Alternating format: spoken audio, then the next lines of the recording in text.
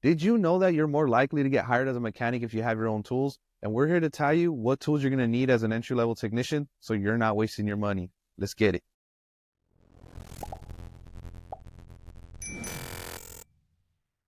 So to start off, we're just here to say that we are not sponsored by any means necessary by any of these tool manufacturers, by any of these tool companies. And this is not a list of cheapest, most expensive, this, that, or the other.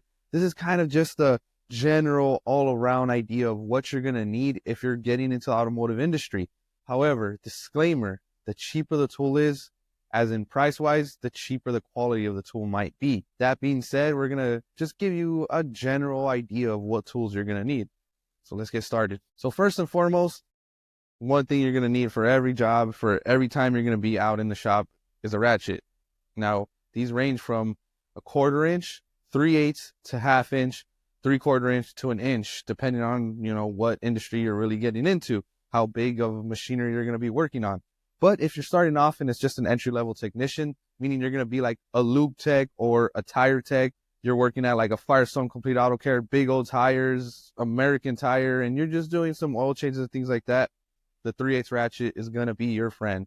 Not just any 3/8 ratchet. I would suggest going with something that's a little bit longer than the norm. So this would be the norm. A 3/8 ratchet. This is my Craftsman ratchet, actually, that I got at Lowe's. And as you can see, it's not an extended one. It doesn't have a flex head or anything like that. This can get you by. You'll be able to do any oil change. You'll be able to get it done with this ratchet. However, I would highly recommend getting something that's a little bit more extended. It doesn't have to have a nice big flex head. It doesn't even have to be this beautiful, barely used snap-on ratchet that I have. But I would recommend getting the extended one just because sometimes those oil drain bolts are a little bit too tight. But this is a nice one to have. It's an everyday ratchet. You can use it for every single oil change, obviously. Again, it is a little bit longer. Then we do have, the fancy stuff, the flex heads. You're not really necessarily going to need a flex head to do oil changes, but it is something kind of cool to have if you do have to do something at a, weird angle. You can get in there, get it done with this flex head. But definitely recommend just getting a 3/8 ratchet to start. Also would recommend getting a 1/4 inch, which is a small one, because if you are an entry-level technician, you're probably going to be working on batteries as well. A simple battery swap, quick and easy to do. Just get it done. You have your small ratchet, and then you have your, and then you have your oil change ratchet here. Again, I would recommend getting an extended head one versus just this simple one. But if this is all you can reach, this is all you can get, by all means, it's going to get the job done for you. And what goes paired nicely with a ratchet? Well, your sockets, just like this. These are metric. I would recommend going with metric just because nowadays a lot of stuff is metric. I would recommend picking up some chrome shallow. You can get some deep sockets as well, but shallow, just so that you're not stripping anything or it's not skipping. Get the shallow ones, get them metric. All your Japanese cars, all your Asian cars are going to be a metric drain bolt. How? Even your domestic, GMC, Chevy, Ford, it's going to be a 15 millimeter, a 16 millimeter. I'd get a socket set that goes all the way up to 19 millimeters. It's kind of just a standard wherever you go. Even if you're on the tool truck, it's going to start from anywhere from so these are from 8 millimeter all the way up to a 19 millimeter. And the reason I would recommend getting the shallow sockets over the deep sockets is just because you're less prone to strip a bolt with that. I mean, again, these drain plugs aren't that big of a bolt. You're not torquing it down to too much. So definitely get the shallow sockets. It's going to help you. Get the metric first, and then you can go into the standard if, you're moving on to heavy duty or something like that. Start off with the metric. Start off with the socket set that goes all the way up to 19, and you won't have any problems. So staying on topic with sockets, we got ourselves here the special lug nut sockets. What makes them special is, one, that they are thin-walled, and two, that they have this plastic casing around it. The whole reason for this plastic casing is simply just to keep the wheels safe. You don't want to scratch them. You don't want to mar them up. And that's what this casing does for you. One good thing to remember is that you're not working on your own car. You're working on customers' cars. So even though it's just a basic wheel that came from the factory, well, guess what? The customer's going to want to keep it nice. And this is just an added layer of protection for you and for the car. I would highly recommend getting this if you're going to be slinging tires day in and day out. It's a good set to have, and you're going to have every single socket that you're going to need to take out a lug nut on any type of car, truck, or SUV. Definitely get yourself one of these. Continuing on the topic of sockets, again, If you're an entry-level technician, you're going to be working on a variety of cars, a variety of SUVs, whatever it may be. Now, I don't have these special set of sockets, but look it up. Go on Amazon, Google, or anything. Half sizes. So 19 and a half, 21 and a half. Reason being is, I don't know what engineer at Ford decided, oh, we're going to put this like plastic casing over some of our lug nuts. And guess what? As you travel and as the wheels get hot and as you take on and off those lug nuts, they're just going to swell up like a balloon and your 19 millimeter or your 21 millimeter ain't going to fit on it. Get these half sizes. It's going to save you a lot of time, hassle. Again, it is a specialty tool, but when you got it, oh my God, these Fords, those lug nuts just come right off. I'm telling you, speaking from experience of having to hammer on a 19 millimeter and taking 15 minutes to take off one wheel because an engineer at Ford decided, oh, this is going to make it aerodynamic or some BS. Just get those sockets, and then you could replace them or something. That was the dumbest thing Ford had ever done. And they've done a lot. 28 PSI exploders. You know what I'm talking about. These lug nuts suck. Get yourself that half-size socket set. Might be a little pricey, but it'll get the job done quicker, easier. And I'll tell you what, if you're just starting out and then you show up to the shop with that, and the older heads are like, what? That's dope, da, da, da. I mean, come on. If the older guys that have been there are impressed with a set of tools that you got and you're just starting, I would say that's an open door to ask for any tool that you need to borrow from them, you know, because they're probably going to need this too. Get yourself that set. So now you got all you need for an oil change, and we're getting into tires, mounting, balancing, disassembling, whatever you want to call it. Well, we got the sockets. You know what goes great with the sockets? An impact gun. You're going to need it. If you're a tire slinger, you're going to need it. Believe me, you are. Now, it's the age-old question of, do you get air or do you get electric? In my opinion, doesn't really matter. Get yourself a good one, a solid one, something that has good warranty. Because if you're going to be beating on this thing day in and day out, you're going to want good warranty, right? So, yeah, the tool guys always have half-inch impact guns. Cool. I would ask, hey, what's the warranty on this? How long is it going to take? Because guess what? If you buy a half-inch impact gun and you take it to get serviced or what have you, and you're out for 3 weeks and you don't have an impact gun for 3 weeks, guess what? That's money you're losing. That's jobs you're not jobbing. Definitely ask about the warranty. As far as electric guns, they don't have the best warranty. They usually have like a 2-year warranty, and that's great and cool. Believe me, I have both. I got the new Milwaukee half-inch impact gun. I gotta tell you, that thing torques, son.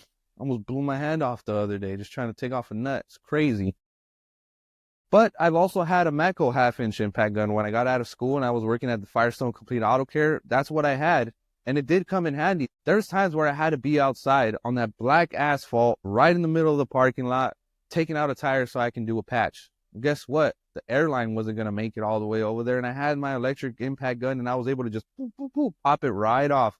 There's going to be people that are on both sides. No electric. No, get your air gun. Blah, blah, blah, whatever. Hey, if you can get both, by all means, get both. Obviously, every shop you go to, or at least they should, have an air connection. So if you want to start off with an air gun. If not, definitely get the electric ones. They have just about the same amount of torque, if not more. Again, my Milwaukee one, the new one, that thing rips. But yeah, it's up to you. Just get a half-inch one, though. You don't want a 3/8 one because, I mean, you're going to use it, but there are going to be some lug nuts that are stubborn, and you're going to need that extra 1,000 pounds of fucking breakaway torque. Get yourself a half-inch, whether it's air, electric, both. If you're a cool guy and you want people to take you serious, you get both. But in all seriousness, just get a half-inch impact gun, whichever one it is. It's going to be great. You're going to need it, especially if you're going to be slinging tires every single day. Moving on. This one's pretty simple. I don't actually have any of them with me. I have a set at work.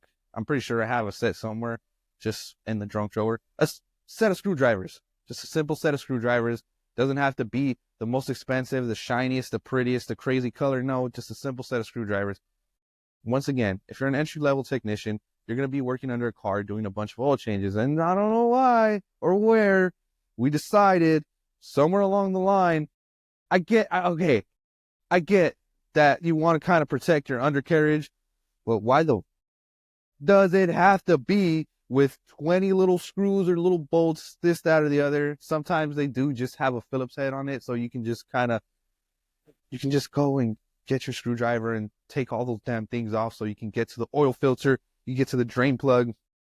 A simple screwdriver set is always good to have. You never know when you're going to need it. Sometimes even the top carriage on top to get to either an oil filter or the oil cap, you need to take something off, and you're going to need a screwdriver. So get a nice set of screwdrivers, just something to get by. You don't need to go crazy. Buy a nice yellow magnetic tip Cornwell one like I did. All right.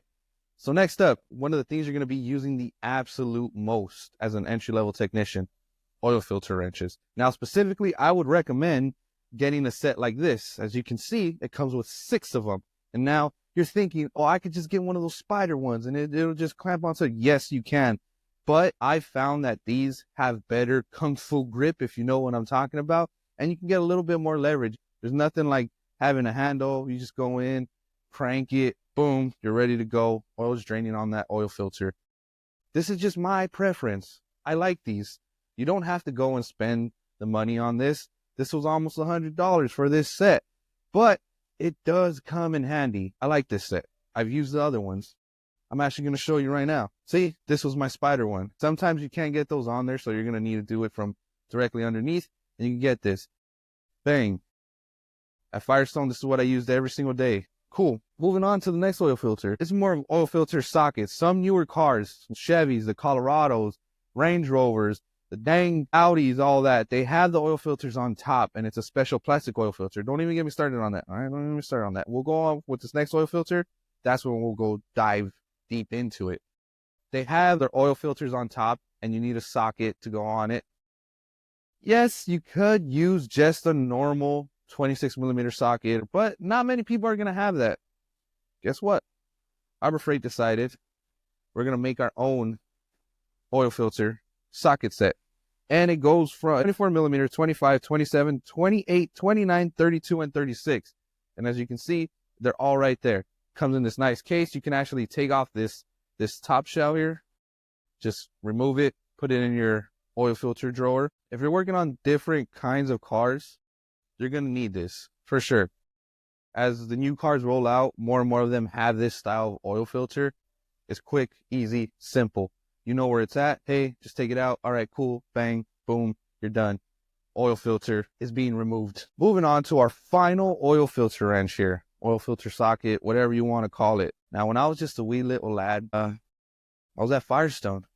It's crazy times. Had a lot of fun. A lot of ups and downs. Went through it.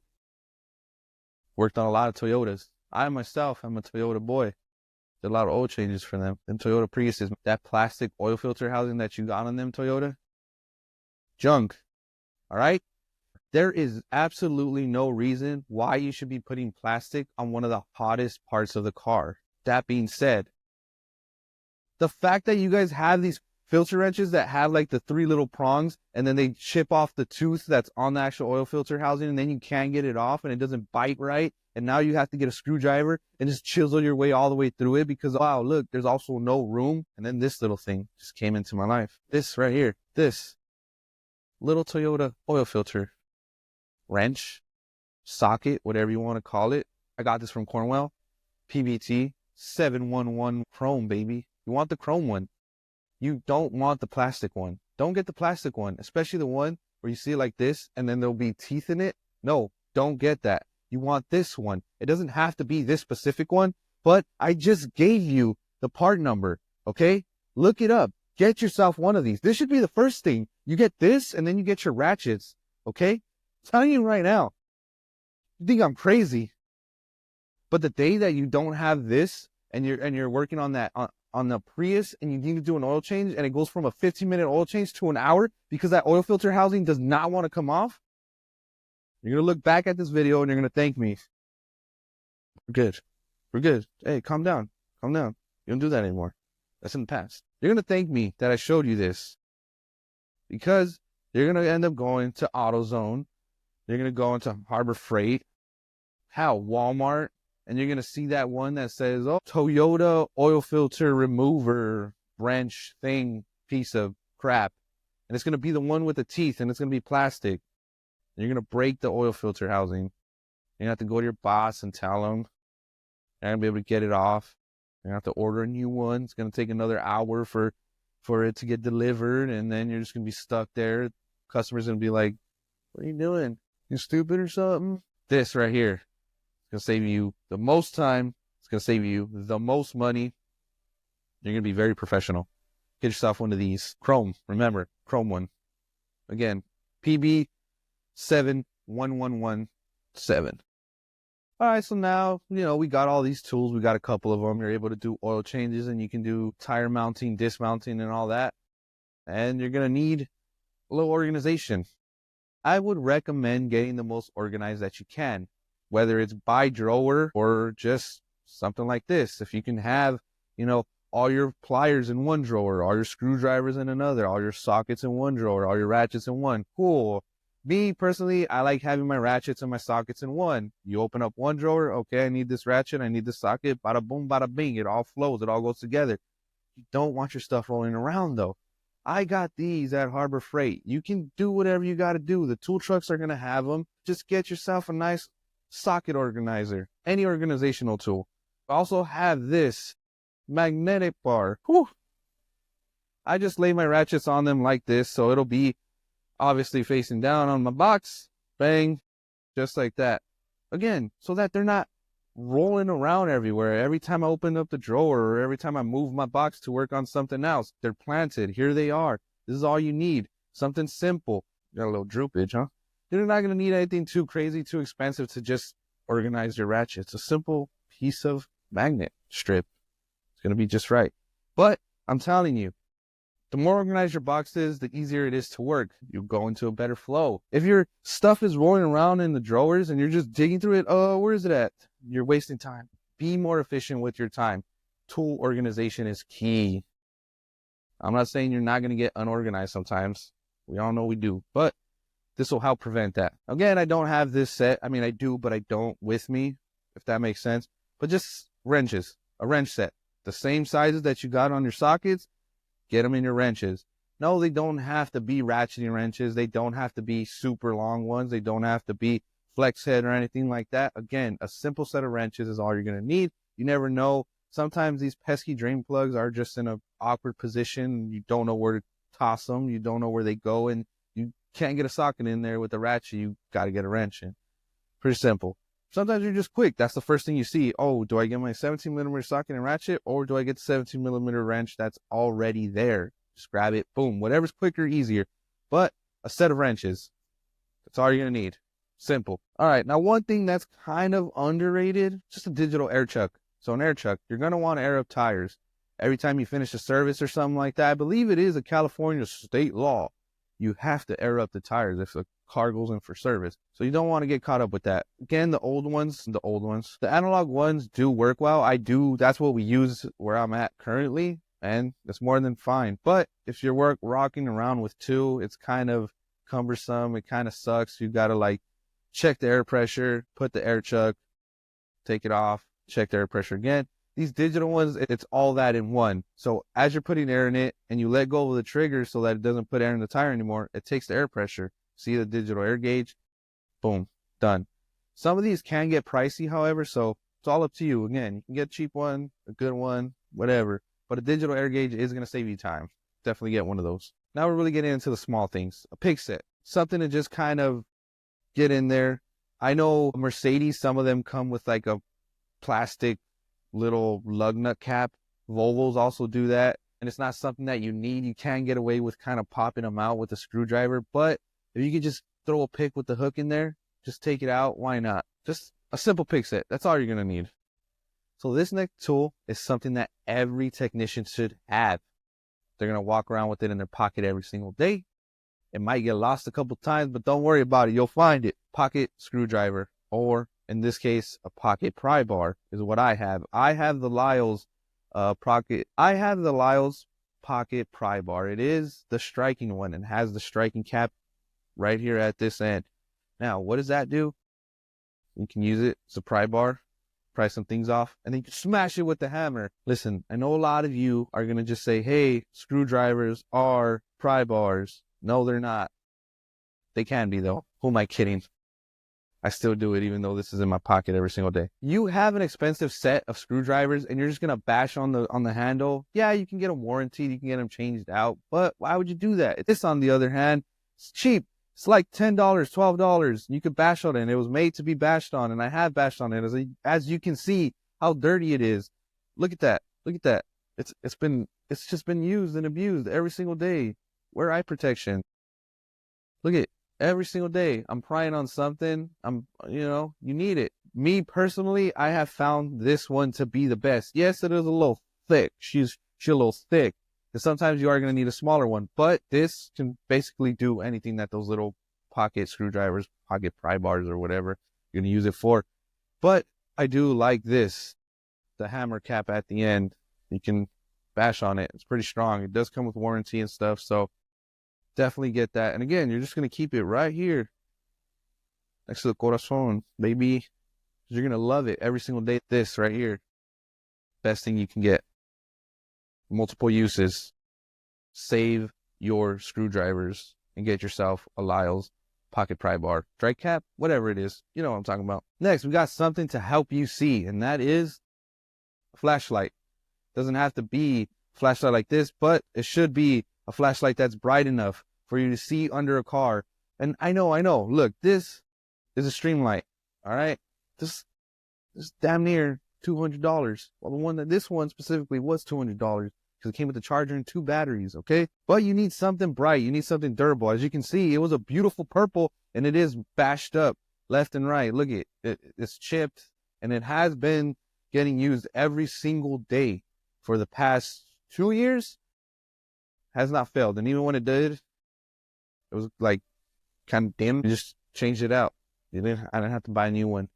But you can go to Home Depot, can go to Harbor Freight, go to Lowe's and get yourself one of those little ones that's going to cost you like $20. And that's perfectly fine. But I'm letting you know right now, there's nothing more embarrassing than when you're looking under a car and you're like, yeah, there's that. Homie comes with one of these and lights up the whole fucking undercarriage of the car. And you're like, well, there's the sun, and now I can see all the mistakes going on back here.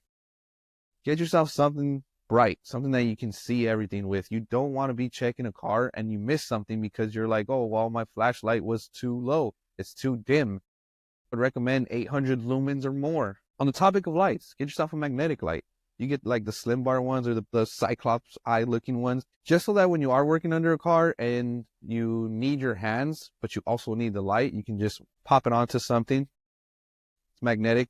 You can shed the light into whatever you're working on. A magnetic light and then something like this, pocket light, whatever it may be. Those little pen lights, I mean, they're cool. I wouldn't recommend that as like your main source of light. Get something that can actually, help you see shit. Boom. Streamlight, sponsor me. All right, cool. Now we're getting into some big boys. Breaker bars. Okay? Breaker bars. This is my 3/8 Matco breaker bar. I've had it for a while now, 5-6 years. And this is my 1/2 inch Big Daddy Matco breaker bar. Now you're wondering, well, why am I going to need that? What? I mean, maybe sometimes, an oil filter isn't going to be complacent and you can just throw one of these on instead of trying to bash it with your ratchet or something. Now, this 1/2 inch one, I'll tell you what, I don't know what it is, but people need to understand they need to go back to their Ugga Dugga charts and revise them. Sometimes they be hitting shit with like 20 Ugga Duggas and you can't get a lug nut off, and you're going to need one of these. All right? You're going to need that extra weight. You're going to need that extra strength, the extra girth. You feel me? Sometimes you can't get lug nuts off with just a simple impact gun, and you're like, oh, I got the best one. This one's got 1,500 pounds of breakaway torque. I read the brochure. And then you're going to need one of these, or sometimes something even bigger, just to break that lug nut free. Better to have something like this than not. Breaker bars, they help out where your ratchets or your impact guns or something's lacking. You just need to break something loose. All right? Yeah, you're going to be sweating a little bit more. You're going to need to exert more energy. You're going to need to use your full force, sometimes your whole weight. I've had to put this on a lug nut and then step on it. Okay? It's kind of scary. It bends a bit, but it breaks it loose because it's a breaker bar. So now you've broken that lug nut loose with the breaker bar, you mounted it, you balanced the tire correctly, all good, putting it back on, you hit those lug nuts ready to go, and you're just like, hey, ship it out. No, you're going to need a torque wrench. Some shops will provide a torque wrench. I know at Firestone Complete Auto Care, they had like 5 or 6 torque wrenches there, 1/2 inch to be exact.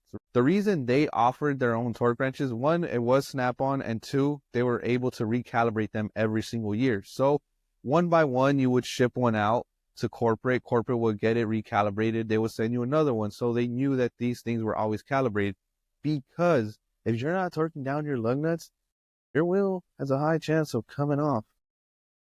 And I've seen it all over YouTube. I've seen it in other shops. You just hit a couple ugga-duggas, and believe me, I'm an ugga-dugger myself. I've done it a couple of times, but no, you got to get a torque wrench. You got to properly torque these lug nuts down, or else you're going to have a terrible accident. It may not happen today, it may not happen tomorrow, next year, 3 years, but it'll eventually happen, and it's going to be in the worst case scenario. It's going to come out on the news, and then it's going to come out that they were at the shop that you were at, and then they're going to go through the paperwork, and they'll be like, hey, this falls on you. All right? You don't want to be in one of those cases. You really don't.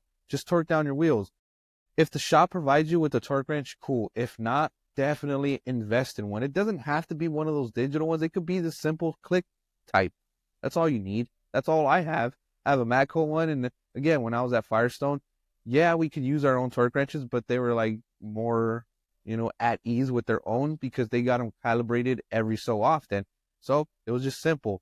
It's just a quick peace of mind type of thing, right? You don't want to wake up in the middle of the night like, did I hit it with enough ugga-duggas? Did I do too much? No, just find the torque spec, you get your torque wrench, torque them down, bada boom, bada bing, everybody's happy, they get home safe.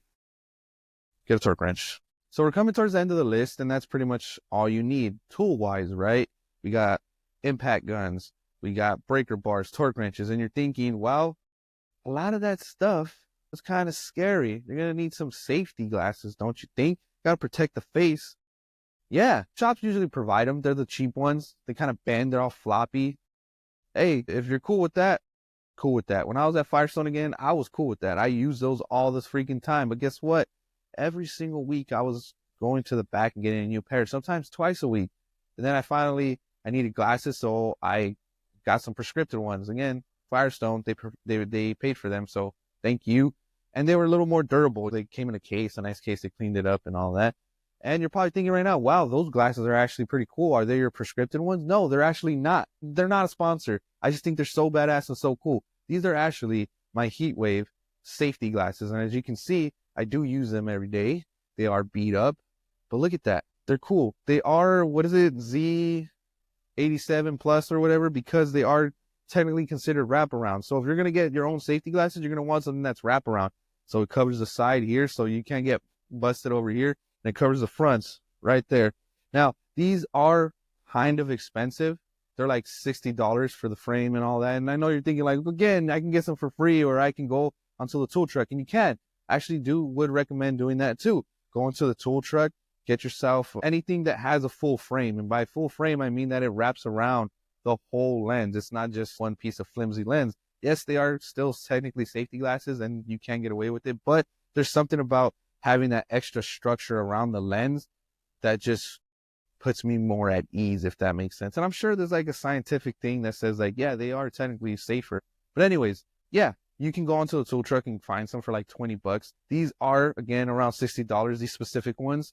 The other ones are a little more expensive. They might be even a little cheaper. Normally, they're no more than $20. You can get some that are smoked, anti-fog, blue light. You can turn them into shades. You can turn them into the really dark ones. So if you're torching something, you can technically have them. Again, same pair of glasses, just different lenses, and you're good to go. $20. Yeah, you can go onto the tool truck, or you can find some safety glasses somewhere else, but you're going to just be constantly spending money on a full pair of glasses. Pretty soon, you're going to have a collection in a drawer of just random glasses. Whatever is good for you. Me personally, I love these. Use them every day, and they just work. They look cool. They're super stylish. I bet a bunch of you guys thought like, damn, his reading glasses are super dope. Nope. These are my safety glasses. Heat Wave, sponsor us, please. That'd be a cool sponsor. All right, last but not least, we got all these tools, we got all these safety features, different odds and ends just spread out everywhere. Well, where are we going to put them? I'll tell you where you're going to put them. You're going to get a little tool cart. And notice how I'm not saying a toolbox. You want kind of a rolling cart, something that has like 6, 7 drawers. The little ones, that's where I started at. That's what I got. Shout out to my brother. He actually bought me one from Harbor Freight like 5 years ago. I still have it to this day. It's in the back of the shop currently. It's going to be converted into kind of a team storage thing with my buddies. If they ever decide to start moving in with me. Looking at you, Pedro and Robert. Anyways, you're going to want to get a little tool cart. Yeah, you can buy one of those big ones, and I'll actually put up a picture that my boy Diego got. And it's perfectly fine. But if you don't have the $500 to $600 that Diego had for that cart, you can definitely shallow out about $200 on one of these little carts. You can find them at Harbor Freight. You can find them at Home Depot, Lowe's, Ace Hardware. It's just those simple ones. Again, you're starting off. You're not going to have that many tools anyway. So why are you going to buy this big ass exploded box if you're just doing oil changes? That's all you need. Just simple toolbox, simple tool cart, I should say. A lot of people I've seen them actually do with an actual, just a cart. They don't even have drawers. It's just one big thing. You just kind of keep it organized up top. You're good to go. You just roll it around. You don't need to get in that much debt. All right. Now, again, all these tools, it's not, oh, this brand is better, that brand is better, buy it here, buy it there. It's just a list of tools that you're going to need. That's going to help you out. When I went into this industry, I had no clue what I was going to need. I had random sockets that I never used up until like 2 years after. Yeah, if you're going into school like I did, sometimes the tool guys show up and they're like, oh, we have this starter kit of everything that you're going to need. Believe me, I did not need that set of torque sticks. To this day, I don't know where it's at. I had a test light. Guess what? I might need it someday, but no, I just gave it to my buddy Pedro because he was already using it. I'm not using it. There's a couple things, you know, they're just trying to sell it. And you're like, oh, if you're going to move up, you're going to need this. And that might be true. As you start moving up, you're going to build that toolbox. You're going to get into a bigger box, more drawers. You're going to get into more tools, more specialty tools. You're going to have to pick and choose which ones you need, which ones you don't. As far as the basis, this will help you get by. Not even to say get by, but help you get the job done. You don't need to go into debt. You don't need to buy random tools that you don't need. Just start off with these simple tools. You'll be okay. And as you go on and you build on your career, you're going to build on your toolbox. You're going to build on your tool collection. And I'm telling you right now, everybody in your family, all your friends, they're going to ask you, oh, you're buying more tools? Yes, I am. Is it for home or is it for work? Obviously, it's for work. All right, guys. Thanks for watching, and click over here on our previous video so you can see tools for under $50. Click this one to subscribe. We appreciate you guys. We'll catch you on the next one.